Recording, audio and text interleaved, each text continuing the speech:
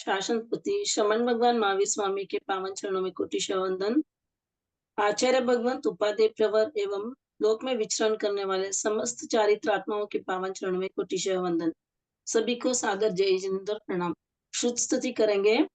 सभी आंखें बंद करके रीढ़ की सीधी रीढ़ की हड्डी सीधी एकदम सीधा बैठ के श्रुत स्तुति करेंगे। जो जन श्रद्धा भाव से करे श्रुत का ज्ञान, ज्ञानावर्ण्य कर्म टले, प्राप्त करे सद्ज्ञान। तेरा ज्ञान अनंत है, मुझे ज्ञान की प्यास, केवल ज्ञानी मैं बनूं, यही है अंतिम मास। केवल दर्शी मैं बनूं, यही है अंतिम मास। आत्मानंदी मैं बनूं, यही है अंतिम मास। पिछली कक्षा में हमने 6 आरोह के बारे में जाना था। आज हम देखेंगे महाविद्य क्षेत्र और मेरू पर्वत के बारे में। तो ये मेरू पर्वत कहाँ पे है? जम्बूद्वीप के ठीक बीचों बीच में आया हुआ है और महाविद्य क्षेत्र में आया हुआ है। महाविद्य क्षेत्र ऐसा है, इसके ठीक बीचों बीच में जो है मेरू पर्वत है। के बीचों बीच आया हुआ है। सभी अपने मोबाइल म्यूट रखे साहब प्लीज, आवाज आ रही है पीछे से। तो ये मेरू पर्वत कहाँ पे है? महाविद्य क्षेत्र के बीचों बीच, यानी जम्बूद्वीप के बीच में भी आएगा और महाविद्य क्षेत्र के बीच में भी आएगा। महाविद्य क्षेत्र के बीच में तो ऐसे आएगा, उत्तर और पश्चिम के बीच में यहाँ पर आएगा। और ये जो मेरू पर्वत है ये पूरा जो है 1,00,000 योजन का है और नीचे समभूमि से नीचे 1,000 योजन अंदर गया हुआ है, नीचे है। तो 1,000 योजन अंदर है और बाकी का 99,000 योजन जो है वो समभूमि से ऊपर है। तो ये इसकी चौड़ाई जो है 10,090 योजन है, 10/11 योजन, यानी एक योजन को 11 भागों में डिवाइड कर दो। एक योजन है ये, इसको 11 भागों में अगर भाग दें और इसका जो 10 पार्ट होगा, यानी इसका जो 10 भाग लेंगे वो 10/11 होगा, यानी ये पूरा मिला के 11 भाग है, इसको 10 भाग लेना है तो ये क्या होगा? 10/11 भाग होगा, यानी एक योजन का 10/11 भाग। तो 10,090 योजन 10/11 योजन, यानी 10,090 10/11 योजन, यानी एक योजन में थोड़ा सा कम रहेगा। तो 10,090 योजन 10/11 योजन का नीचे रहेगा, या समभूमि में आते आते वो 10,000 योजन का रह जाएगा। यहाँ पर जो है 10,000 योजन करेगा। ये जो है 10,090 10/11 योजन का रहेगा, यानी 10,091 योजन के से थोड़ा सा कम रहेगा। और यहाँ से यहाँ जो है, यहाँ से जो ये प्रथम कांड है, ये जो 1,000 योजन का है ये प्रथम कांड है, 1,000 योजन का। और इसके ऊपर जो है ये 63,000 योजन का ये दूसरा कांड है, और ये ऊपर उसके ऊपर 36,000 योजन का तीसरा कांड है, यानी प्रथम कांड 1,000 योजन का रहेगा। कांड क्या होता है ये? भाग, मेरू पर्वत के 3 भाग। तो 1,000 योजन, पहला प्रथम कांड 1,000 योजन का, दूसरा कांड है 63,000 योजन का, और तीसरा है 36,000 योजन का। कुल मिला के 1,00,000 योजन का पूरा मेरू पर्वत है। यानी प्रथम कांड कितने योजन का है? 1,000 योजन का, दूसरा कांड जो है 36,000 योजन का, और तीसरा कांड जो है 63,000 योजन का, और तीसरा कांड जो है 36,000 योजन का है।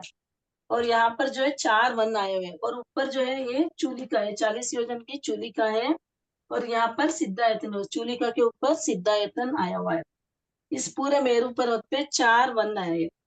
पहला जो वन है समभूमि पे है, यानी 1,000 योजन जो समभूमि है, समभूमि पे पहला वन है जो है भद्रशाल वन है, और दूसरा वन जो है 500 योजन इसके ऊपर जाने पर नंदन वन है, यानी समभूमि से 500 योजन ऊपर जाने पर नंदन वन है।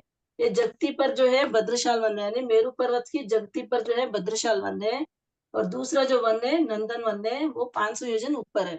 और तीसरा वन आएगा सोमनस वन। ये जो है दूसरा कांड जहाँ पे खत्म हो रहा है वहां पर सोमनस वन है तीसरा। और चौथा जो वन है पंडक वन है, वो 36,000 योजन ऊपर है, यानी तीसरे कांड के एंडिंग में पंडक वन आया हुआ है। एक बार और बोलती हूँ, 4 वन है। पहला वन जो है भद्रशाल वन है, वो समभूमि पे है। दूसरा वन जो 500 योजन ऊपर जाने पर नंदन वन है।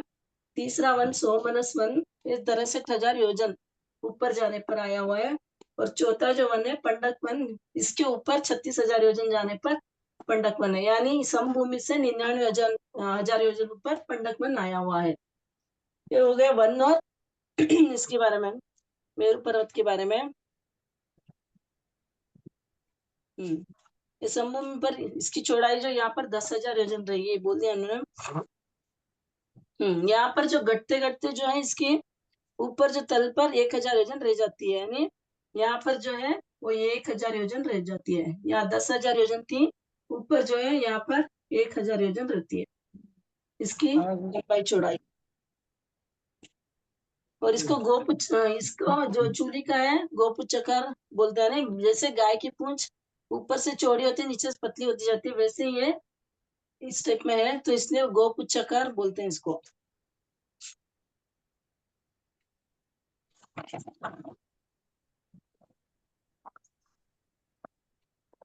अब पंडक वन के बारे में जानेंगे, इसके बारे में कुछ डाउट्स हैं? मेरु पर्वत का हो गया। इसके ऊपर जो पंडक वन है, यहाँ जो पंडक वन है यहाँ पर जो तीर्थंकर का जन्माभिषेक मनाते हैं। तो मेरु पर्वत के बारे में कुछ डाउट्स है किसी को? एक बार वापस बता दीजिए ना थोड़ा सा। हाँ, जय जिनेन्द्र जी।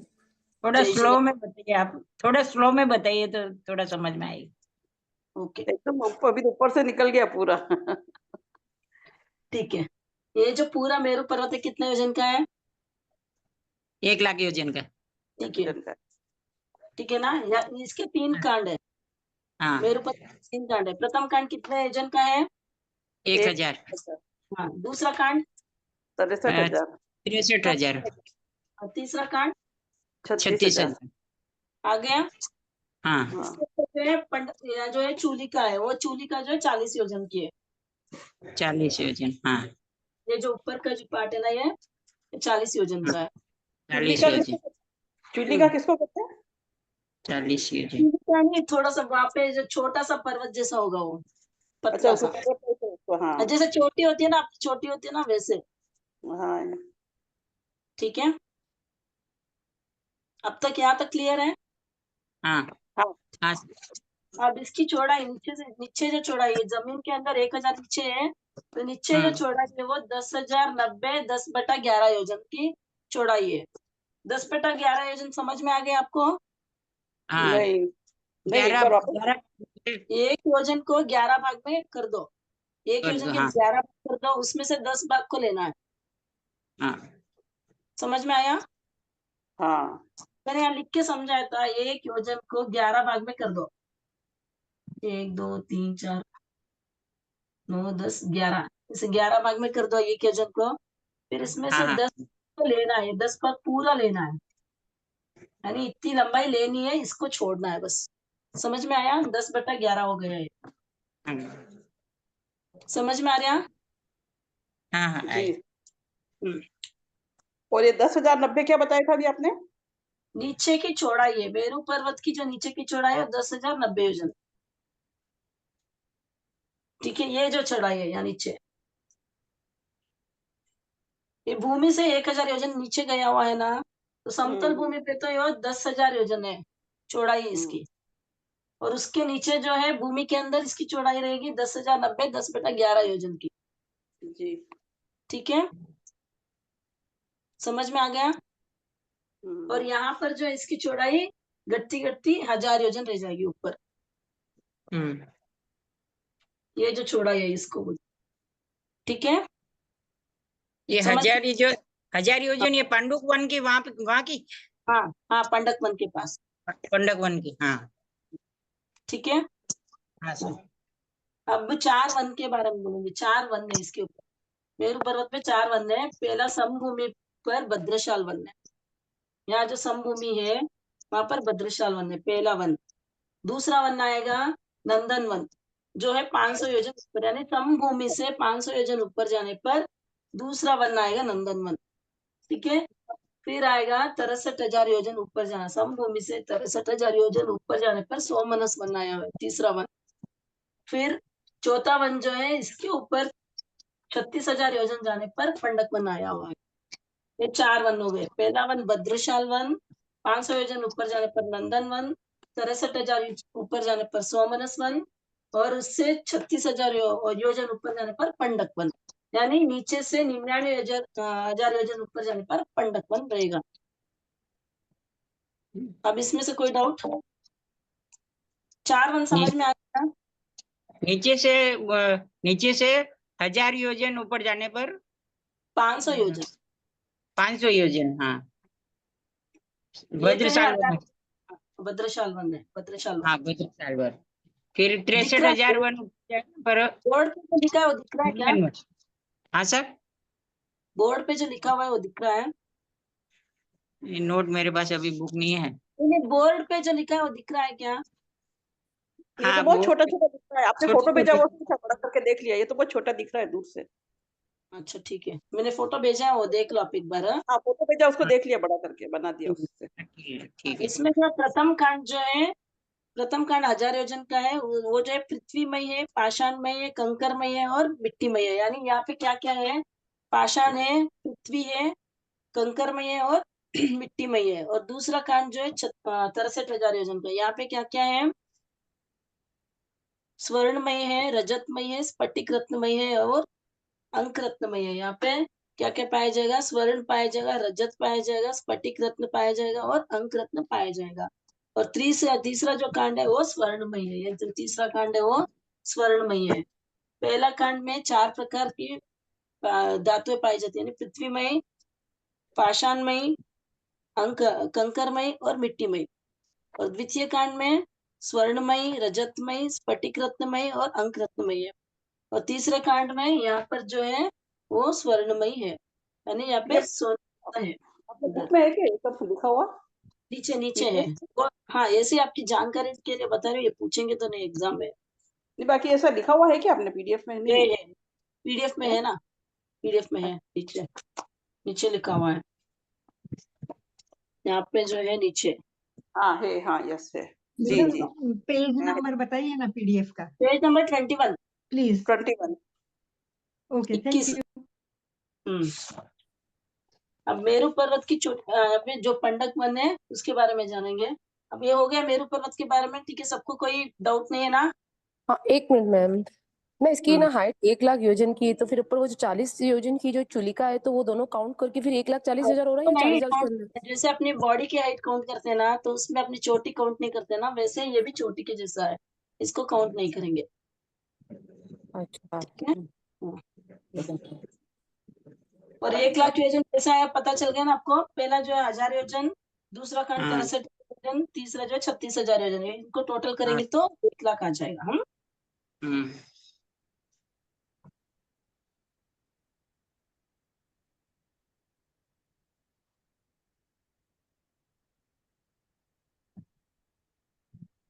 अब पंडक वन में 4 शिलाएं हैं।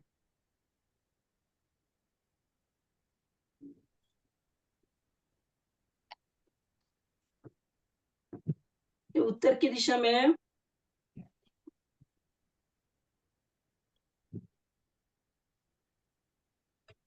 ये 4 शिला है। ये उत्तर दिशा है,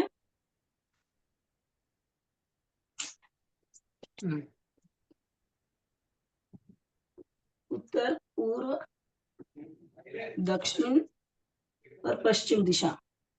4 दिशाओं में 4 शिलाएं हैं। ये पंडक वन से ये जो शिला है अर्ध चंद्राकार में है, जहां पर तीर्थंकरों का अभिषेक किया जाता, वो 4 शिलाएं हैं। ये अर्ध चंद्राकार में आई हुई है।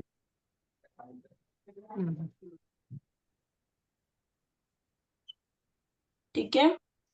ये हाँ। जो है चौड़ाई इसकी चौड़ाई जो है यहाँ पर पूर्व से पश्चिम में, या पूर्व दिशा से पश्चिम दिशा तक जो इसकी चौड़ाई है 500 योजन की रहेगी। और इसकी जो यानी लंबाई 500 योजन की रहेगी, इसकी जो चौड़ाई है यहाँ से यहाँ तक 250 योजन की रहेगी, ठीक है। और इसकी मोटाई जो है 4 योजन की, यानी चारों शिलाएं ऐसी रहेगी। यहाँ पर जो उत्तर या पूर्व पश्चिम से पूर्व तक 500 योजन लंबी रहेगी और उत्तर से दक्षिण तक 250 योजन चौड़ाई ऐसे ही। रहेगी। हाँ, यहाँ पे क्या होगा, पूर्व दिशा में है, यहाँ से उत्तर से गिनेंगे अपन। ये कौन सी दिशा है, उत्तर।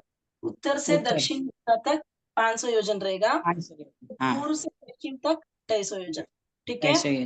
हाँ समझ सर। में आ रहा है। हाँ आ गए।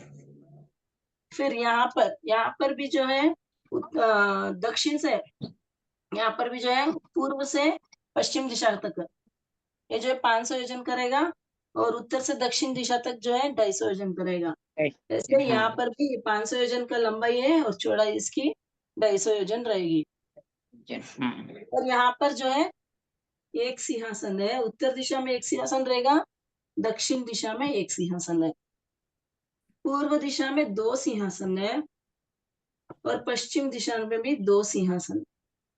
इनकी लंबाई चौड़ाई कितनी होगी, सिंहासन की लंबाई चौड़ाई जो है, लंबाई जो है 500 धनुष्य की रहेगी और चौड़ाई जो है 250 धनुष्य की, यानी धनुष्य योजन से छोटा है। तो ये कितने की है, 500 धनुष्य की लंबाई, 250 धनुष्य की चौड़ाई रहेगी चारों की, यानी सभी सिंहासन, जितने भी सिंहासन है उनकी लंबाई 500 धनुष्य की रहेगी और चौड़ाई जो है 250 धनुष्य की रहेगी।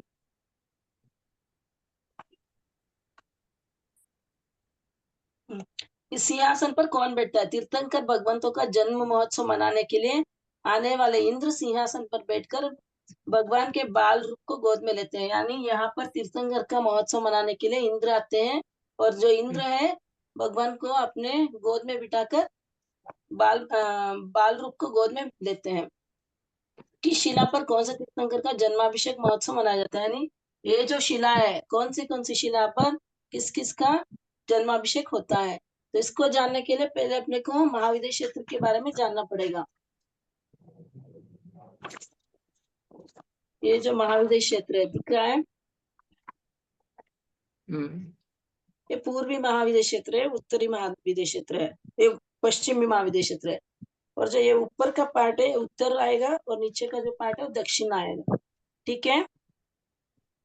ऊपर का जो पार्ट है उत्तरवर्ती आएगा और नीचे जो है दक्षिणवर्ती कहेंगे इसको, यानी उत्तरवर्ती पूर्व और उत्तरवर्ती पश्चिम, दक्षिणवर्ती पूर्व और दक्षिणवर्ती पश्चिम। समझ में आया। महाविद्य क्षेत्र को पूर्व और पश्चिम 2 भाग हो गए हैं, फिर उत्तरवर्ती पूर्व और उत्तरवर्ती पश्चिम और दक्षिणवर्ती पूर्व और दक्षिणवर्ती पश्चिम, ऐसे 4 भाग हो जाते हैं, ठीक है। समझ में आ रहा है। इसको समझेंगे तो आपको इजीली समझ में आएगा, ये नहीं तो नहीं समझ में आएगा। एक बार और बोलती मैं, महाविद्य क्षेत्र का 4 भाग हो जाए, पूर्व और पश्चिम, ये 2 भाग हो गए। ये पूरा साइड जो पूर्व भाग है, ये पूरा साइड जो पश्चिम भाग है। यहाँ जो ऊपर का भाग है वो उत्तरवर्ती होगा और यहाँ पर जो ऊपर वाला भाग है उत्तरवर्ती होगा, उत्तरवर्ती पूर्व होगा, उत्तरवर्ती पश्चिम होगा, दक्षिणवर्ती पूर्व होगा, दक्षिणवर्ती पश्चिम होगा, ऐसे 4 भाग हो गए, ठीक है। अब विजय के बारे में जानेंगे। इसमें ऐसे पहले से 8 विजय यहाँ से शुरू होगी, पहली, दूसरी, तीसरी, चौथी, 5वीं, 6ठी, 7वीं, 8वीं विजय, और 9वीं, 10वीं, 11वीं, 12वीं, 13वीं, 14वीं, 15वीं, 16वीं, ऐसे 8 विजयी दोनों भागों में है। जो अभी तीर्थंकर वर्तमान में जो विराजमान है वो 8वीं और 9वीं विजय में है और 24वीं और 25वीं विजय में तीर्थंकर विराजमान है। अब यहाँ पर देखेंगे हम कौन से क्षेत्र में उत्पन्न होने वाले तीर्थंकरों का जन्माभिषेक मनाया जाता है। तो भरत क्षेत्र कहाँ पे आया हुआ है, जम्मू द्वीप ने किया था नाम ने, तो भरत क्षेत्र कहाँ पे है, दक्षिण दिशा में, ठीक है। भरत क्षेत्र कहाँ आया हुआ है, दक्षिण दिशा में। हाँ, ऐरावत क्षेत्र, दक्षिण दिशा में। हाँ, ऐरावत क्षेत्र, ऐरावत क्षेत्र कहाँ पे आया हुआ है, उत्तर दिशा में। ठीक है। इसमें देखो अभी ये जो है दक्षिण दिशा में भरत क्षेत्र है, उत्तर दिशा में क्या है, ऐरावत क्षेत्र है। भरत क्षेत्र में जो उत्पन्न हो रहे हैं दक्षिण दिशा में, उन तीर्थंकरों का जो जन्माभिषेक है वो दक्षिण में जो शिला आई हुई है वहां पर उनका जन्माभिषेक मनाया जाएगा। और उत्तर दिशा में यानी ऐरावत क्षेत्र में जो जन्म रहे तीर्थंकर भगवान, उनका जो जन्माभिषेक है यहाँ पर उत्तर दिशा में जो शिला है वहां पर बनाया जाएगा। इन शिलाओं का नाम है पूर्व में पांडु शिला। ये शिला जो है पांडु शिला है, ये पांडु शिला है। दक्षिण में पांडु कंबल है। पूर्व में पश्चिम में दो दो शिलाएं और उत्तर में दक्षिण में एक एक ही शिला है, ऐसे क्यों है? सिंहासन है, शिला तो एक एक ही से है, चारों दिशा हाँ, में चार सिंहासन। शिला है, ये सिंहासन सिंहासन। है। हाँ, दो दो सिंहासन है। लेकिन यहाँ सिंहासन। पे तो वहाँ पे एक एक क्यों है? मैं अभी बताती हूँ उसके लिए, यही कारण है कि वो महाविद्या क्षेत्र का बताया ना, उसके बारे में बताऊंगी मैं अभी। पहले ये ओके। नाम बता देती हूँ, उसका नाम लिख दो पहले। पांडुशिला, पांडु कंबल शिला, रक्तशिला, रक्त कंबल शिला।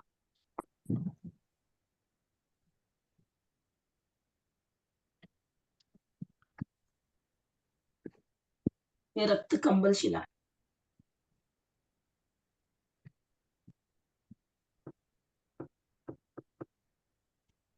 चार ही शिलाओं के नाम, पूर्व में जो है वो पांडु शिला है, उसके बाद दक्षिण में पांडु कंबल शिला, पश्चिम में रक्तशिला और उत्तर में जो है रक्त कंबल शिला है।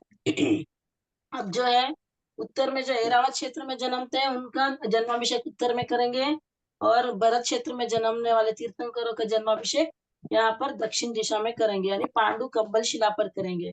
यहाँ का शिला रक्त कंबल शिला पर ऐरावत क्षेत्र के तीर्थंकरों का जन्माभिषेक होगा, पांडु कंबल शिला पर भरत क्षेत्र के तीर्थंकरों का जन्माभिषेक होगा। अब यहाँ पर देखते हैं, जैसे ये पूर्व दिशा है, यहाँ पूर्व यानी महाविद्या क्षेत्र का ये पूर्व है, तो उत्तर पूर्वी है, उत्तर दक्षिण पूर्वी आएगा यहाँ पे।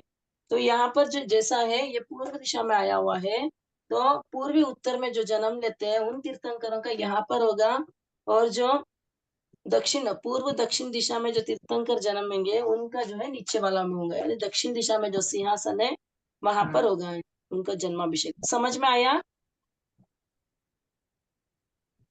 ये जो उत्तर पूर्वी दिशा में है यहाँ पे भी उत्तर दिशा में आएगा, ठीक है, उनका जन्माभिषेक यहाँ पर मनाएंगे। और दक्षिण दिशा में, दक्षिण पूर्वी दिशा में जो जन्म ले रहे हैं उनका जन्माभिषेक यहाँ पर मनाएंगे, यानी दक्षिण पूर्व में जो शिला है वहां पे जो दक्षिण दिशा में शिला है वहां पर मनाएंगे उनका जन्माभिषेक, ठीक है। जी जी जी जी ऐसे होगा, ऐसे उल्टा यहाँ पर होगा, जो पूर्व दिशा में पश्चिम दिशा में, यानी पश्चिम उत्तरवर्ती दिशा में जो तीर्थंकर जन्मेंगे उनका जन्माभिषेक उत्तर दिशा वाला सिंहासन पर होगा, और जो दक्षिण दिशा में यानी पश्चिम दक्षिणवर्ती क्षेत्र में जो जन्म लेंगे उनका जन्माभिषेक दक्षिण दिशा वाले सिंहासन पर मनाया जाएगा। आ गया समझ में? जी आगे चले। जी तो एक बार पढ़ेंगे और वापस एक दो बार आप इसकी रिकॉर्डिंग देख लेना, समझ में आ जाएगा। अब कौन सी विजय में अभी तीर्थंकर अवस्था, यानी कौन सी विजय में जन्मने वाले तीर्थंकरों का जन्माभिषेक कहाँ पर मनाया जाता है, यानी 1 से 8 विजय वाली, ये जो है 1 से 8 विजय यहाँ से यहाँ तक आएगी, और 9 से 16 तक विजय यहाँ पर आएगी। तो यहाँ के जो जन्मने वाले तीर्थंकरों का जन्माभिषेक जो है पूर्व जो पांडुशिला है वहां पर उत्तर दिशा वाले सिंहासन पर मनाए जाएंगे। वैसे ही ये जो महाविद्या क्षेत्र में ये यहाँ से 1 से 8 विजयी रहेगी, ठीक है, तो नीचे 9 से 16 दिख रहा है, 9 से 16, यानी 9वीं विजय यहाँ से शुरू होगी, 9वीं से 16वीं विजय यहाँ रहेगी, फिर यहाँ से आएगी 70वीं विजय, 70वीं से 24वीं विजय, ठीक है, फिर यहाँ आएगी 25वीं से 32वीं विजय, यानी ये ऐसे चलेगा, यहाँ से 1 से 8 विजय, फिर यहाँ से 9 से 16 विजय, फिर यहाँ से 17 से 24 विजय, और 25 से 32 विजय, ठीक है, पूर्व में है और पश्चिम में है।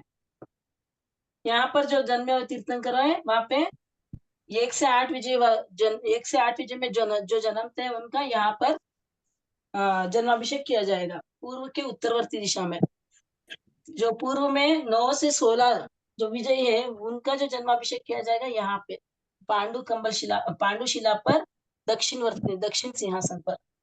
और 17 से 24 जो विजयी है उनका जो है जन्माभिषेक यहाँ किया जाएगा, दक्षिण में है 17 से 24 सब पश्चिमी दक्षिणवर्ती सिंहासन पर किया जाएगा। और 25 से 32 विजय का जो है ऊपर वाले में उत्तर दिशा वाले में किया जाएगा। समझ में आया? फिर अभी ये जो उत्तर और दक्षिण दिशा की जो सिंहासन है उस पे किसका जन्माभिषेक होगा? यहाँ पे एरावत क्षेत्र का और यहाँ पे भरत क्षेत्र का। अच्छा, ये जो 4 है वहां पे सिर्फ महाविद्य क्षेत्र के। ये 4 है यहाँ पर महाविद्य क्षेत्र का। ओके, और ऊपर और नीचे ऐरावत और भरत क्षेत्र के। जी, धन्यवाद।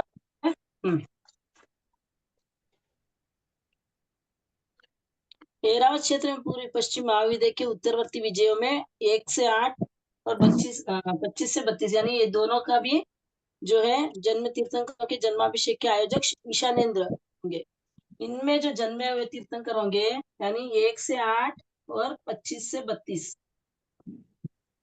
1 से 8 और 25 से 32 इन विजयों में जो जन्म लेने वाले हैं। एवं एरावत क्षेत्र उत्तर दिशा में क्या है? एरावत क्षेत्र है। और ये भी उत्तर पूर्व और उत्तरी पूर्व और उत्तरी पश्चिम। जो उत्तर में है वहां पे जो उनका जो जन्माभिषेक है ईशानेंद्र मनाएंगे। समझ में आया है? उत्तर दिशा में पूर्वी उत्तर दिशा में 1 से 8 और 25 से 32 विजयी है। इनमें जो जन्मने वाले तीर्थंकर है एवं एरावत क्षेत्र में उत्तर दिशा में जो मनाने वाले हैं उन सबका जन्माभिषेक जो है ईशानेंद्र करेंगे। एवं भरत क्षेत्र तथा पूर्व पश्चिम महाविद्य के दक्षिणवर्ती विजयों में जन्मे तीर्थंकर के जन्माभिषेक के आयोजक शक्रेंद्र होंगे। यानी नीचे जो 9 से 16 और 24 से 17 ये जो विजय है इनमें जो जन्मने वाले तीर्थंकर है उनका जन्माभिषेक कौन करेंगे? शक्रेंद्र करेंगे। बाकी के तरसठ इंद्र जो है अतिथि के रूप में आएंगे। तो अभी भरत क्षेत्र में जन्मने वाले तीर्थंकरों का जन्माभिषेक कौन करेंगे? शक्रेंद्र। हाँ ठीक है। और एरावत क्षेत्र में जन्मने वाले का ईशानेंद्र। और ये 1 से 8 विजय में जन्मने वालों का ईशानेंद्र। हाँ। और 16 से 9 में शक्रेंद्र। उत्तर दक्षिण ये समझ में आ जाएगा तो आपको समझ में आ जाएगा। उत्तर में जो भी जन्म ले रहे हैं उनका सभी ईशानेंद्र करेंगे। दक्षिण में जो जन्म ले रहे हैं उनका सभी जो है शक्रेंद्र करेंगे। बाकी के जो 63 इंद्र है अतिथि रूप में पधारते हैं। 64 प्रकार के इंद्र है ना, बाकी जो 63 इंद्र है वो सभी अतिथि के रूप में पधारेंगे। जब ईशानेंद्र मनाएंगे, ईशानेंद्र का जन्माभिषेक मनाएंगे तो शक्रेंद्र वहां पे अतिथि रूप में आ जाएंगे। तो बाकी यानी 63 जो भी इंद्र बाकी रहते हैं वो सभी वहां पे अतिथि के रूप में आएंगे, मेहमान के रूप में। महाविद्य में तीर्थंकर का विच्छेद पड़ता है क्या या नहीं पड़ता है? तो सब ज्ञानी फरमा रहे नहीं पड़ता है। महाविद्य में कभी भी तीर्थंकर भगवान का विच्छेद नहीं पड़ता है। कम से कम 4 तीर्थंकर तो प्रत्येक महाविद्य क्षेत्र में हर समय विराजमान रहते हैं। यानी हर समय 4 तीर्थंकर तो कम से कम रहेंगे ही। जगन्य 4 तीर्थंकर कभी भी रहेंगे। और यहाँ पे जो है जो ये महाविद्य क्षेत्र है ये पूरी कर्म भूमि है कि अकर्म भूमि है? तो फरमा रहे हैं कि यहाँ पे जो है ये चारों जो है दोनों दिशाओं में ये जो है कर्म भूमि रहेगी। और उत्तर कुरु और देव कुरु ये जो है अकर्म भूमिया है। यहाँ पे महाविद्य क्षेत्र में पूरे क्षेत्र के 3 भाग किए थे, पूर्वी महाविद्य, पश्चिमी महाविद्य, उत्तर कुरु, देव कुरु। तो पूर्वी महाविद्य पश्चिमी महाविद्य क्या है? कर्म भूमिया है। और ये जो है अकर्म भूमि रहेगी। देव कुरु और उत्तर कुरु क्या है? अकर्म भूमि है। ठीक है। 4 तीर्थंकर किस किस विजय में होते हैं? यानी पूर्व महाविद्य, पश्चिम महाविद्य, प्रत्येक के 2-2 खंड है। इन चारों में 8 विजय है। 8 में से किसी एक में एक तीर्थंकर अवश्य होते हैं। यानी 1 से 8 विजय में से किसी एक में, यानी ये जो 1 से 8 है, इन विजयों में 8 विजयों में एक तीर्थंकर होंगे और यहाँ से 9 से 16 में एक तीर्थंकर होंगे, 17 से 24 में एक तीर्थंकर होंगे, 25 से 32 में एक तीर्थंकर होंगे। अभी वर्तमान में कौन से तीर्थ विहारमान यानी अभी जो विचरण कर रहे हैं उनको विहारमान बोलेंगे। अभी जो तीर्थंकर विचरण कर रहे हैं उनको क्या बोलेंगे? विहारमान। तो अभी विहारमान कौन से विजय में है? जो पहले विहारमान है 8वीं विजय में, पहले जो विहारमान है वे 8वीं विजय में है। फर्स्ट वाले कौन है? सीमंदर स्वामी। सीमंदर स्वामी 8वीं विजय में है। दूसरे जो है युगमंदर स्वामी, ये 25वीं विजय में है। ठीक है, 8वीं विजय में पहले है, 25वीं विजय में दूसरे है, यानी opposite side, first second third fourth है। 9वीं विजय में तीसरे होंगे बाहु स्वामी जी और यहाँ पे 24वीं विजय में चौथे विहारमान होंगे युग बाहु स्वामी जी, सुबाहु स्वामी। ये समझ में आ गया कहाँ कहाँ पर तीर्थंकर मिलेंगे? सीमंदर युगमंदर का समझ में आ गया। फर्स्ट जो है 8वीं विजय में है, सेकंड जो है 25 में। पहले ऊपर का ले लेना, पहले ऊपर का, फर्स्ट सेकंड थर्ड फोर्थ, फिर बाकी के सभी जगह यही फॉलो, सभी जगह यही रूल फॉलो होगा। 8वीं विजय, 25वीं विजय, 9वीं विजय, 24वीं विजय। बाकी के 16 विहारमान फिर अभी नहीं है, अभी वर्तमान में नहीं है, बाकी हो सकते हैं। बाकी की 16 जो बाकी जो विजय बाकी है उनमें भी हो सकता है उत्कृष्ट। नहीं वो तो 5 महाविद्या है, तो 5 महाविद्या में है ना अभी जो 20 5 है वो 5 महाविद्या में है। अच्छा, बाकी के सीमंदर स्वामी जो बाकी के जो विहारमान बोल रहे हैं वो क्या? ठीक है, वो सब महाविद्य क्षेत्र, एक महाविद्य क्षेत्र जम्बू द्वीप में आया हुआ है, बाकी 2 है जो धातकीकंड में और 2 पुष्कर द्वीप में है। तो वहां पर भी ऐसे ही 4-4 होंगे, 4 × 5 20 हो जाएंगे। वो आगे बताएंगे, धातकीकंड वगैरह बोलेंगे ना तब आ जाएगा। अभी वर्तमान में यहाँ जो जम्बू द्वीप में है वहां पर 4 विहारमान है। ठीक है, जम्बू द्वीप में 4 विहारमान है, बाकी धातकीकंड में आएंगे, वहां पे भी दो महाविद्य क्षेत्र है, वहां पर 4-4 ऐसे 8 आएंगे। फिर पुष्कर द्वीप आएगा, उसमें भी 4-4 8 आएंगे। तो 8 और 8 16 और ये 4 20 हो जाएंगे। प्रत्येक यानी महाविद्य क्षेत्र में अभी वर्तमान में 4-4 तीर्थंकर है, 4-4 विहारमान अभी भी विद्यमान है। ठीक है, इसमें कोई डाउट्स? नो, धन्यवाद सर, जय जिनेन्द्र। वर्तमान में जम्बू द्वीप के महाविद्य में कितने कितने विहारमान तीर्थंकर विराजमान है, कहाँ कहाँ पे है? ये पेज नंबर 23 में क्वेश्चन आंसर सर। जम्बू द्वीप के महाविद्य में वर्तमान में 4 विहारमान तीर्थंकर विराजमान है, जो निम्नांकित विजय में है। 8वीं विजय में श्री सीमंदर स्वामी है, 25वीं विजय में श्री युगमंदर स्वामी है, 9वीं विजय में बाहु स्वामी है, 24वीं विजय में सुबाहु स्वामी है। इन्हें विहारमान क्यों कहते हैं? इनकी उम्र, अवगान एवं केवली साधु साध्वी का परिवार कितना कितना होता है। महाविद्य क्षेत्र में तीर्थंकर महाप्रभु का निरंतर विचरण होता रहता है, इसलिए इन्हें विहारमान कहते हैं, यानी वहां पर कभी भी खाली रहता है नहीं क्षेत्र। तो एक एक खंड में एक एक तीर्थंकर तो रहेंगे, यानी 32 विजय में 4 खंड है, 4 खंड में भी 4 तीर्थंकर तो होते ही हैं। वहां पे कभी क्षेत्र खाली नहीं रहता, वहां पे विचरण होता रहता है, इसलिए उनको विहारमान कहते हैं। वर्तमान काल में जो 20 विहारमान विचरण कर रहे हैं उन विहारमानों का संक्षिप्त परिचय, यानी उनकी अवगाना कितनी होगी। अभी जो वर्तमान में सीमंदर स्वामी है उनकी अवगाना होगी 500 धनुष की, और उम्र उनकी 84 लाख पूर्व की होगी। गृहस्थ काल जो है 83 लाख पूर्व में वो घर में रहते हैं। गृहस्थ काल 83 लाख पूर्व घर में रहेंगे, और उनकी दीक्षा पर्याय जो है 1 लाख पूर्व की दीक्षा पर्याय रहेगी, यानी मैक्सिमम टाइम जो है वो घर में रहते हैं। 84 लाख पूर्व में 83 लाख पूर्व तक तो वो घर में रहते हैं, फिर 1 लाख पूर्व तक तो उनकी दीक्षा पर्याय होती है। दीक्षा के बाद छद्मस्त काल 1 मास का होता है, यानी 1 महीना दीक्षा लेने के 1 महीने बाद उनको केवल ज्ञान हो जाता है। छद्मस्त काल यानी केवल ज्ञान जब तक नहीं होता है उसको छद्मस्त काल कहते हैं। और केवली पर्याय कितना होगा? 1 लाख पूर्व में 1 मास कम, यानी 1 महीने के बाद उनको केवल ज्ञान हुआ दीक्षा लेने के, यानी 1 लाख पूर्व में 1 महीना कम, इतनी उनकी केवली पर्याय रहेगी। उक्त सभी विहारमानों ने इस वर्तमान अवसर पीढ़ी काल की 24वीं के 70वें श्री कुंतनाथ भगवान के निर्वाण के बाद उनके शासन काल में जन्म लिया। 20वें श्री मुनि सूरत भगवान के निर्वाण के पश्चात दीक्षा ली एवं आने वाले 24 के 7वें तीर्थंकर उदयनाथ भगवान के निर्वाण होने के पश्चात मोक्ष में पधारेंगे। यानी इनका जन्म कब हुआ? 70वें तीर्थंकर जो कुंतुनाथ भगवान है उनके समय में इनका जन्म हुआ है। जो सभी विहरमान अभी विचरण कर रहे हैं उनका जन्म जो है कुंतुनाथ भगवान के समय में हुआ, निर्वाण के बाद हुआ या उनके शासन काल में जन्म लिया। 20वें श्री मुनि सूरत भगवान के निर्वाण के पश्चात दीक्षा ली, यानी 20वें तीर्थंकर का निर्वाण होने के बाद ये जो सिमंदर स्वामी है वो सभी उन्होंने दीक्षा ली। और 24 के 7वें तीर्थंकर उदयनाथ भगवान के, यानी आगामी 24 जो नेक्स्ट जो 24 होगी उसमें जो 7वें तीर्थंकर उदयनाथ भगवान के निर्वाण होने के पश्चात मोक्ष में पधारेंगे। यानी आगामी 24 के 7वें तीर्थंकर जब होंगे तब ये जो है निर्वाण को पधारेंगे, यानी निर्वाण होगा यानी मोक्ष में चले जाएंगे। तो आगे जो 7वें तीर्थंकर कौन होंगे? उदयनाथ भगवान होंगे। तीर्थंकर अरिहंत का बल कितना होता है? तीर्थंकर अरिहंत भगवान के बल का परिणाम इस प्रकार है। 2000 सिंहों का बल एक अष्टापद में होगा, 10 लाख अष्टापदों का बल एक बलदेव में होगा, 2 बलदेवों का बल एक वासुदेव में, 2 वासुदेव का बल एक चक्रवर्ती में, 1 करोड़ चक्रवर्तियों का बल एक देवता में होगा और 1 करोड़ देवताओं का बल एक इंद्र में होता है।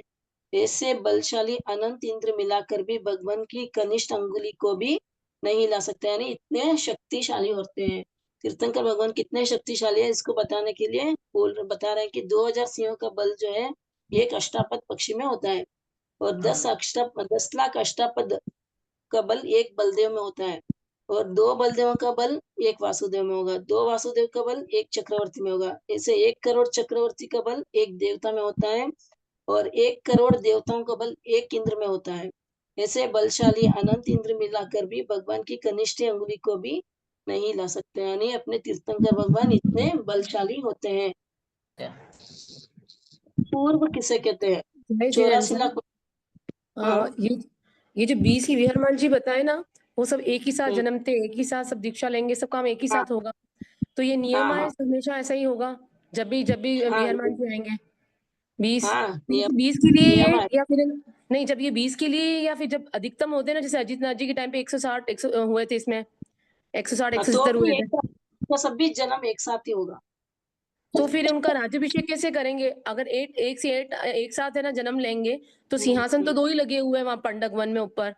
तो इनका दोनों का अगर एक साथ जन्म लेंगे तो फिर जन्मोत्सव एक साथ, एक का 8 का तो नहीं मना सकेंगे, 2 का ही मना सकेंगे। वो तो थोड़ा टाइम का होगा ना, फटाफट कर लेते होंगे एक एक विजय में।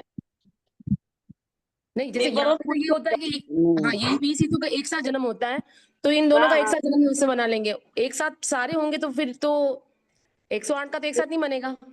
हाँ सॉरी, 160 का तो एक साथ नहीं मनेगा। एक मिनट, यहाँ पे कितने कितने होंगे? एक एक विजय में 8 होंगे। हाँ, 8 होंगे। तो हाँ एक तो साथ 8 का एक साथ ऊपर बनाना है, नीचे भी 8 का एक साथ बनाना है, इधर भी 8 इधर भी 8। वापस जो 5 है ना, ये आपकी दे रखे हैं 5 माह भी दे थोड़े थोड़े टाइम 5। के अंतराल में बना सकते होंगे, या मैं एक बार और पूछ के बताती हूँ आपको इसके बारे में। अच्छा, और फिर है ना ये जैसे आप कह रहे हो ना कि सबका एक साथ ही जन्म होता है, मतलब उन सबकी आयु 84 लाख पूर्व ही होती है, जो बाकी के जो जब 160 होता है तब भी 84 लाख पूर्व की वहां पे आयुष होगी। जो जितने भी सब वीरमान तीसरी भगवान है होगी। की आयु हाँ 84 लाख पूर्व की होगी। ठीक है, जय हिंद। मैं एक बार और पूछ के आपको कंफर्म करती हूँ इसके बारे में। हाँ अभी मुझे ध्यान में नहीं है उसके बारे में।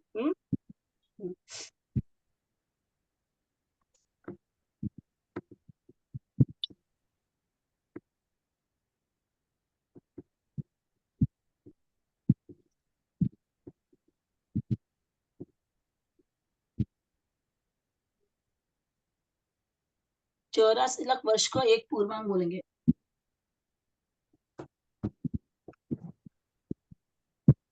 एक पूर्व किसे कहेंगे इसके बारे में जानेंगे, पूर्व किसे कहते हैं। तो 84 लाख वर्ष को एक पूर्वांग कहेंगे।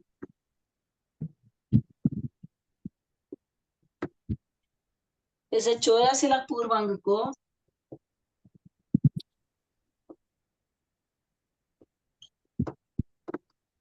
एक पूर्व कहेंगे। यानी 84 लाख को 84 लाख से गुना करने पर एक पूर्व आएगा क्या? 84 lakhs मल्टीपल इंटू 84 lakhs। वो बुक में दिया हुआ है। ओके, बुक में यही दिया हुआ है, 84,000 को 84,000 से गुना 84 करने लाख को 84 लाख जो समय पर। संख्या है वो पूर्व होता है। यानी 7,056, उसके बाद 10 शून्य डालना है, उसको एक पूर्व कहेंगे। 7,056 लिखकर उसके आगे 10 शून्य डालने होंगे, 10 zeros डालना है, तो एक पूर्व, इतने वर्ष का एक पूर्व होगा। संपूर्ण अड़ाई द्वीप में कम से कम कितने तीर्थंकरों की आत्माएं अवतरित रहती है? क्या 2 तीर्थंकर आपस में मिल सकते हैं? यानी पूरे जो अड़ाई द्वीप है, अड़ाई द्वीप कौन सा है? जम्बू द्वीप, दात्किकंड और पुष्कर द्वीप, इसको अड़ाई द्वीप कहेंगे। यानी पूरा जो अड़ाई द्वीप है उनमें कितने तीर्थंकर की आत्माएं अवतरित रहती है? तो अड़ाई द्वीप में एक समय में कम से कम 20 विहरमान हर समय विराजमान रहते हैं। हर समय कितने रहेंगे? 20 विहरमान रहेंगे। एक एक तीर्थंकर के पीछे क्रमशः 83 तीर्थंकर गृहस्थवास में रहते हैं। यानी एक तीर्थंकर अभी विद्यमान, अभी सिमंदर स्वामी है, तो इनके बाद जो बनेंगे तीर्थंकर वो उनका जन्म हो जाएगा। तो ऐसे 83 लाख पूर्व तक घर में रहे और 1 लाख पूर्व तक ये तीर्थंकर यानी केवली बन के रहेंगे। तो उनके पीछे कितने रहेंगे? 83 आत्माएं ऐसी होंगी जो आगे जाकर तीर्थंकर बनेगी। यानी 83 आत्माएं ऐसी होगी जो, अब उनका आयुष्य जब 1 लाख पूर्व का था तब दूसरे विहरमान का जन्म हो गया। जब उनका 2 लाख पूर्व का हो गया आयुष्य तब दूसरे तीर्थंकर का हो गया। ऐसे करते करते जब ये 84 लाख पूर्व के पूरे हो जाएंगे तब इनके पीछे कितने रहेंगे? 83 रहेंगे। समझ आया? ये अड़ाई पहले जो द्वीप बताया आपने? सीमंदर स्वामी जो है, हाँ बोलिए। अड़ाई द्वीप में क्या क्या आएगा? अड़ाई द्वीप में जम्बू द्वीप, दात्किकंड और अर्ध पुष्कर द्वीप। पुष्कर द्वीप का पूरा नहीं लिया हुआ, आधा ही लिया हुआ है, इसलिए उसको अड़ाई द्वीप बोलते हैं। पहला जो द्वीप है जम्बू द्वीप, दूसरा जो द्वीप है दात्किकंड, और पुष्कर द्वीप तो आधा लिया हुआ है, हाँ, इसलिए अड़ाई द्वीप बोलते हैं। तो एक एक तीर्थंकर के पीछे 83 आत्माएं गृहस्थवास में रहेंगी। आधा क्यों लिया पुष्कर द्वीप को? वो आगे बताऊंगी, आगे बताऊंगी। पुष्कर आधे में द्वीप मनुष्य है ना, इसीलिए उस वहां पे हिसाब से। मनुष्य पर्वत बीच में आया हुआ है। पुष्कर द्वीप जो है उसके बीच में जो है मनुष्योत्तर पर्वत आया, यानी उसके आगे मनुष्य नहीं रहेंगे। ऐसे जो अच्छा। पुष्कर द्वीप है, ये पुष्कर द्वीप है, तो इसके बीच में ये मनुष्योत्तर पर्वत है। अच्छा, ये ये जो है, ये पर्वत, मनुष्योत्तर हाँ, पर्वत यानी वैताड्य पर्वत क्या? नहीं नहीं नहीं, ये अलग है। ये अलग है। मनुष्योत्तर पर्वत है, इसके अच्छा 2 भाग होते हैं। पुष्कर द्वीप है, इसके अच्छा एक भाग ये हो गया, आधा एकदम बीचे बीच आने से ये आधा हो गया पुष्कर द्वीप। अच्छा अच्छा। ये जो धात्किकंड है वो आगे आएगा आपको, अच्छा, आगे बताओ। चलेगा, धन्यवाद सर। अड़ाई द्वीप में अपन लवण समुंदर और को भी काउंट करेंगे क्या? नहीं, वो मतलब द्वीप नहीं है, वो समुंदर है। हाँ, है तो समुंदर। मतलब अपन हाँ। जो अड़ाई द्वीप ले रहे हैं तो उसमें पहले जम्बू द्वीप आके फिर लवण समुद्र आया, फिर ये घाटकी खंड आया, फिर फिर कालो कालो नदी आया, और फिर पुष्कर द्वीप आया। तो फिर अपन अड़ाई द्वीप में इसको नहीं लेंगे ऐसे। मतलब अड़ाई द्वीप में खाली नहीं, मनुष्य क्षेत्र ही माना अड़ाई द्वीप जाएगा में क्या? जो द्वीप है, हाँ जो द्वीप है जहाँ पर मनुष्य रह रहे हैं खाली उसको मनुष्य को, लेंगे। उसको। हाँ ठीक है, जय जय।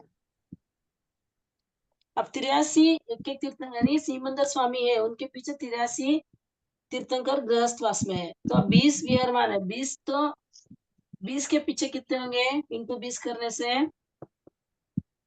1660, यानी इतनी आत्माएं तीर्थंकरों के पीछे अभी है जो आगे जाकर तीर्थंकर बनेगी, जिनका आयुष्य 83 लाख पूर्व है। यानी अभी वो दीक्षा नहीं लिए हुए हैं।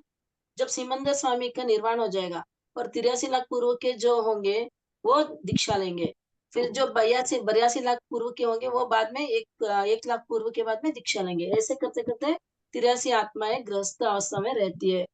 जब सिमंदर स्वामी का निर्वाण हो जाएगा तब एक और आत्मा जो है वो तीर्थंकर बनने वाली आत्मा जन्म ले लेगी।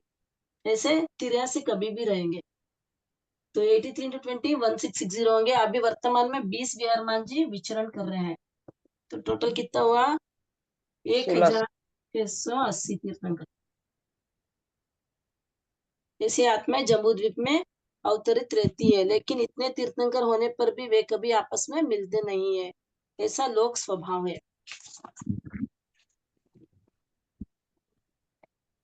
जीवों की अवगाहना कैसे मापी जाती है एवं तीर्थंकर भगवंतों की अवगाहना कितनी होती है?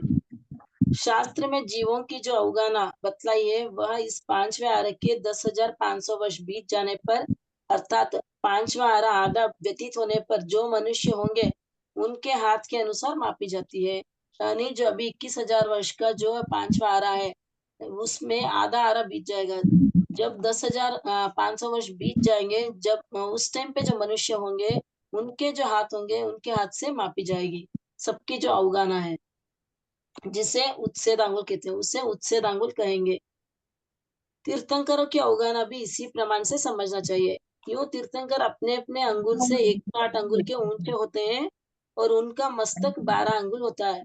समस्त शरीर कुल मिलाकर 120 अंगुल का ऊंचा होता है। यानी जो तीर्थंकर होते हैं उनकी अंगुली से 108 अंगुल ऊंचे होते हैं और उनका मस्तक जो है वो 12 अंगुल का होता है। तो मिलाकर 120 अंगुल की उनकी अवगाहना होगी। अपने अपने हाथ से नापेंगे तो 120 अंगुल की उनकी अवगाहना होगी। यानी अवगाहना यानी हाइट। के चारों तरफ क्या है? जम्बूद्वीप जय के जिनेन्द्र चारों सर, एक ये जो आया ना इसमें ऊपर वाला 1680 तीर्थंकर की आत्मा है, तो ये जम्बू द्वीप में नहीं आना चाहिए ना, ये तो अड़ाई द्वीप में आना चाहिए। जम्बू द्वीप में तो 4 ही है, तो 83 × 4 332 ही होते हैं। आड़ाई द्वीप का दिया हुआ है ना। नहीं, वो नीचे एक लाइन लिखी हुई आ रही है ना, 1680 तीर्थंकर की आत्माएं जम्बू द्वीप में अवतरित रहती ही हैं। हाँ, ये वो तो wrong अड़ाई है। द्वीप में अवतरित होना चाहिए इसको ना। उसको करेक्शन कर दो, करेक्शन कर दो। जम्बूद्वीप नहीं है, वो आड़ाई द्वीप ही है। आड़ाई द्वीप है, करेक्शन कर लो उसको। हाँ, जम्बूद्वीप नहीं, आड़ाई द्वीप है। हाँ, इसके जम्बूद्वीप के चारों तरफ क्या आया हुआ है? लवण समुद्र है।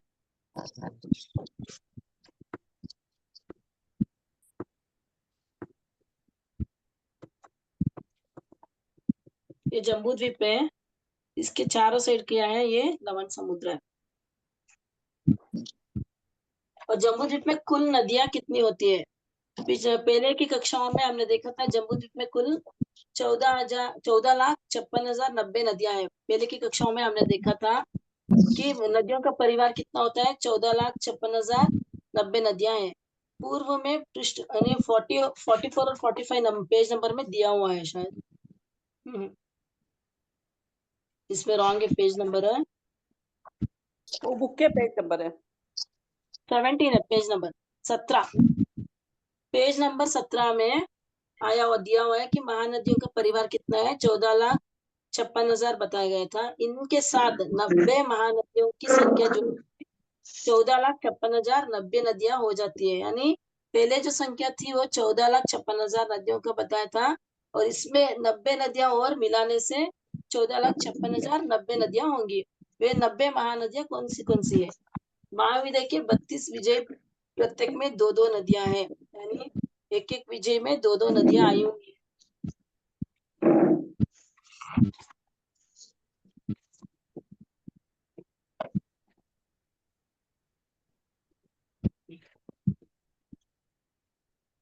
ये जो है एक कच्ची विजय है, यानी एक पहली विजय है। यहाँ जो है ये पूरा विजय में, पहली विजय में बीच में वैताड़े पर्वत आया हुआ है और यहाँ 2 नदियां बह रही है, गंगा नदी और सिंधु नदी। इससे क्या होगा? यहाँ पे भी 6 खंड बन गए, एक विजय के 6 खंड बन गए और यहाँ पे जो है 2 नदियां आ गई। तो एक एक विजय में, समझ में आया? 2 नदी एक एक विजय में, तो एक एक विजय में 2-2 नदियां आ गई, तो 32 विजय में कितनी होगी? 32 × 2 64।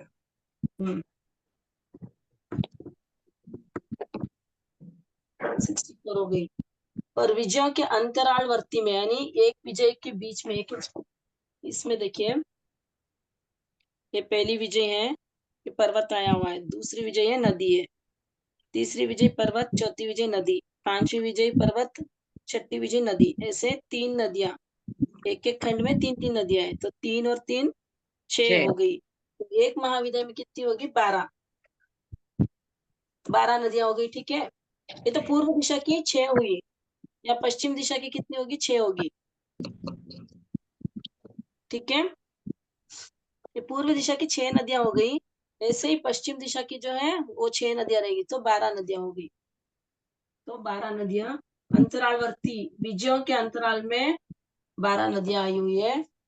फिर गंगा सिंधु आदि 14 महानदियां, यानी यहाँ पे जो स्टार्टिंग में जो बोले थे 17 पेज नंबर 17 में आया हुआ है, वहां पर जो 14 नदियां हैं उनको भी अगर मिला लेंगे तो 90 महानदियां हो जाएंगी।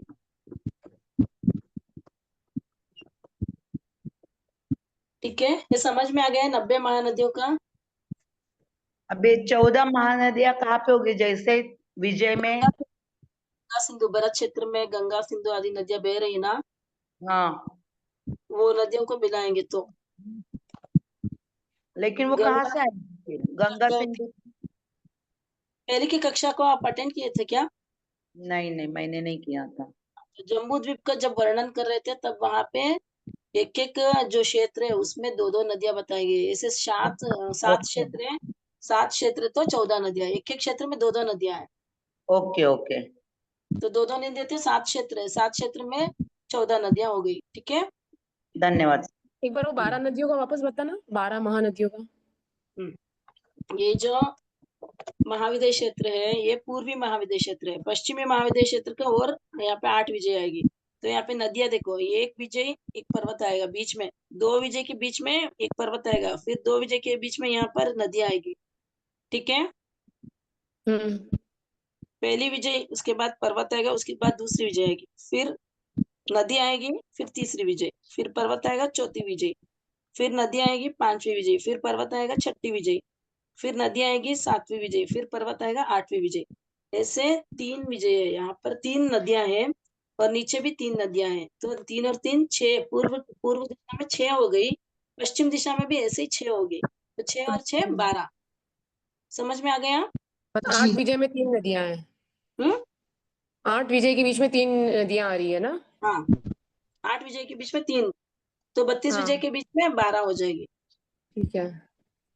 ठीक है, फिर अगर कुल नदियां पूछेंगी तो 14, 56, 0, 90, और मुख्य नदियां पूछे तो मुख्य 14 नदी ही से, होगी। हाँ, महानदियां मतलब जैसे महानदियां तो 90 हो रही है, जम्बू द्वीप और में मुख्य कुल नदियां कितनी है? जम्बू द्वीप में हाँ, कुल नदियां कितनी है करके पूछेंगे तो पूरा बोलना पड़ेगा, 14 हाँ, लाख 56,000 नदियां। और ठीक है, मुख्य नदियां पूछी तो मुख्य नदियां 14 है या 90 है? 14। हाँ, मुख्य नदियां 14 आएगी या 90 आएंगी? 90 आएंगी, 90 महानदियां आएंगी। मुख्य नदियां 90।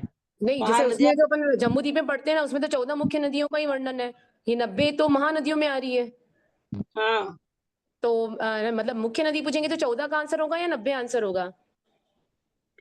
मुख्य नदियां पूछेंगे तो हम्म ये सब महानदियां ही हैं, बाकी सब छोटी छोटी नदियां बहुत सारी होंगी इनमें, लेकिन ये वो तो 14, महानदियां ही हैं। 56, 0, 90 टोटल हो जाएंगी।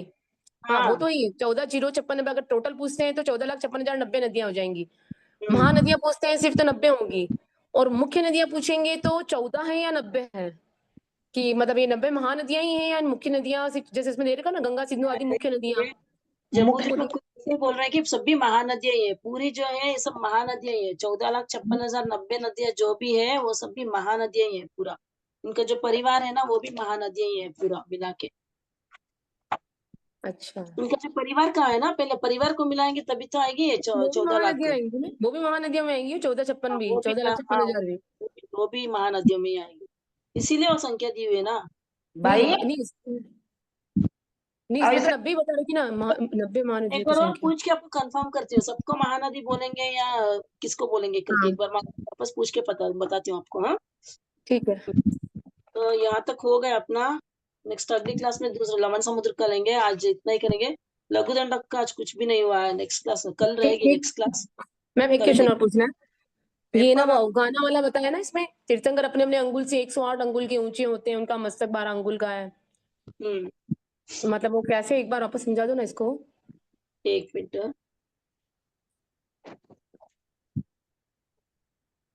मतलब तीर्थंकर की गाना उससे ज्यादा अंगुल से मापते हैं क्या?